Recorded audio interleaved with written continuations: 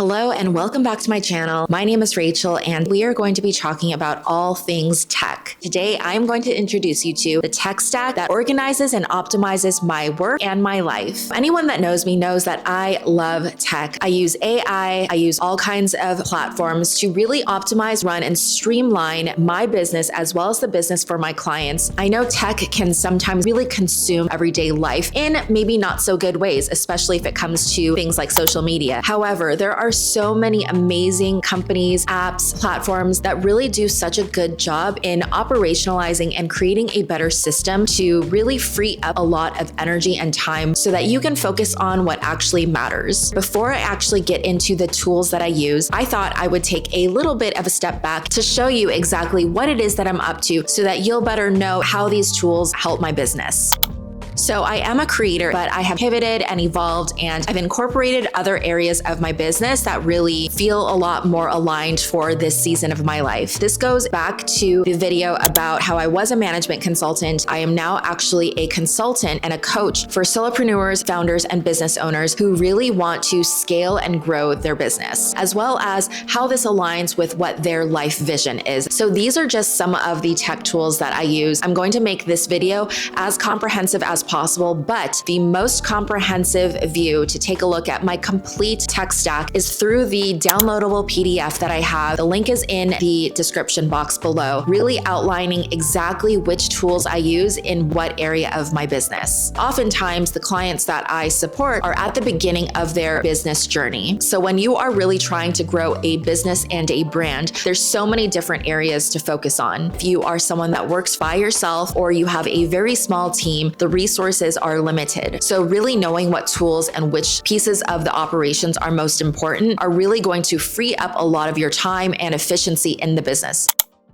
Now, Hemingway AI is a new tool that I just discovered that I really am loving. I'm still on the free trial, but I do think that I will renew it because I can see it being very helpful for my own copywriting, as well as the copywriting that I do for some of my clients. So I just copy pasted some of the YouTube transcript that I have from a previous episode, and I wanted to see what the output would be. As you can see, it immediately highlights in different colors, different areas of improvement. So you can see that there's a lot of red, and red actually means that there's 8 of 39 sentences that are very hard to read. So let's go ahead and actually take a look at one of them. So this one has a little bit of green too. Green uses passive voice. So let's try this one. So if you click into this and actually select fix it for me, it will spit out an AI suggestion. So the original is, oftentimes when we're at this inflection point in life, it can be easy to internalize and be frustrated, confused, or any other type of feeling that makes us feel a bit uneasy. Now, the AI suggestion is a lot more simplified, and it says we often reach this turning point in life. It can be easy to feel frustrated, confused, or any other feeling that makes us uneasy. So you can either use the suggestion or you can close it out. But what I really just love about the copy that they suggest is it makes it a lot bolder, a lot snappier, a lot more simplified to get your point across. So if I want to actually use that suggestion, you can see that it immediately actually already changes it within the text itself. Now from here, you can always modify as you see fit, but this is a really great way to be able to take your content to the next level by actually simplifying the content itself. Now, I know when it comes to copywriting, everyone leans on ChatGPT, but I actually love using Claude AI. So I have an example of 2 different outputs using Claude AI and ChatGPT. Granted, these are both the free versions. So the paid version of ChatGPT I do hear is a lot better, but I don't have access to that and I haven't paid yet. So the free version is all I have to go off of. So here is a basic sentence that I had sent to Claude AI saying, help me write a biography on me that is 1 paragraph in length. And as you can see here, this is the output. It has bullet points of the potential inputs they might need to be able to give me that 1 paragraph. Now, on the other hand, in ChatGPT, I asked the same question and this is the output that it shared. So with this output, it actually writes the copy for me and gives me blanks here and there to be able to fill it out from there. Now, I think in both versions, there's of course a level of customization that I need to put in there, but I just really like the way Claude AI gives me the output. It's a lot more organized, it's a lot more structured, and it calls out the specific inputs that it needs to give me what I need.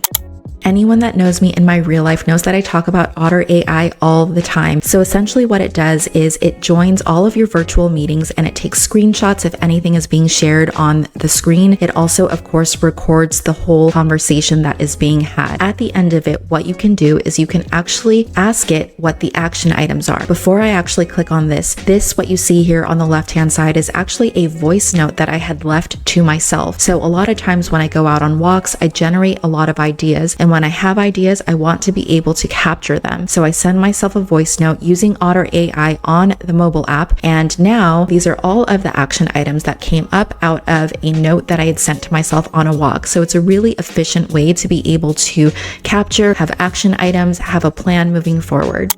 Loom is another great resource, and I use it a lot for efficiency in showing or demonstrating how to do tutorials or how to use something. That's how I use it, but I'm sure there's other use cases for how other people use them. But essentially what I do with Loom is I have a whole library on the back end to be able to showcase exactly how to do something. This one is how to upload images into a blog, and I can go step by step and actually share my screen and how I'm doing it. So whoever it is that's going to help me will be able to replicate that process step by step by actually watching me.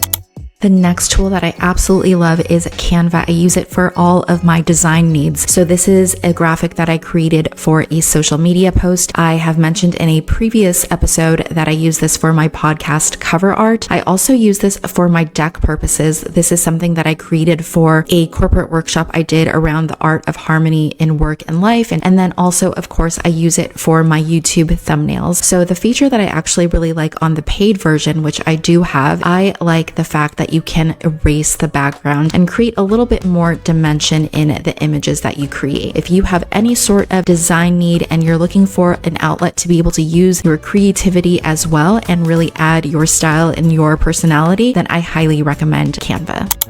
And when it comes to calendaring, I used to use Calendly a lot, but I found that it wasn't as customized as how I wanted it to be. So I've actually switched over to VimCal. And the reason for this is because I really like the group vote feature. Because calendaring, especially with a lot of other people, can be really cumbersome when it comes to finding time that works for everyone's schedule. You can actually vote on exactly which times work for most, if not all, of the meeting participants. So all you have to do is kind of block out exactly what times work for your calendar. And once you highlight it, it will automatically appear here. You can go ahead and type in everyone's email address. They will receive an email that shows a link that looks like this. And this is essentially all of the times that I have outlined that work for my calendar, and people can go ahead and vote exactly when works for them. As you can see, I love my tech, so I use tools like Zapier to actually connect all of the tech together. It's a great way to have apps talking to each other. So if you want your Gmail and your VimCal to work together, there's a great way to be able to connect it. If you want your Notion and your Google Drive to connect, it can do that as well. So there's an infinite number of ways to be able to connect everything on the back end. So I hope that if you are tech curious, this video helps you. Now, as you can see, there are so many tools that I use, and I couldn't necessarily get through all of them. So if you want the extensive version that I will continuously update as time goes on, you can go ahead and click the link that I will leave in the description.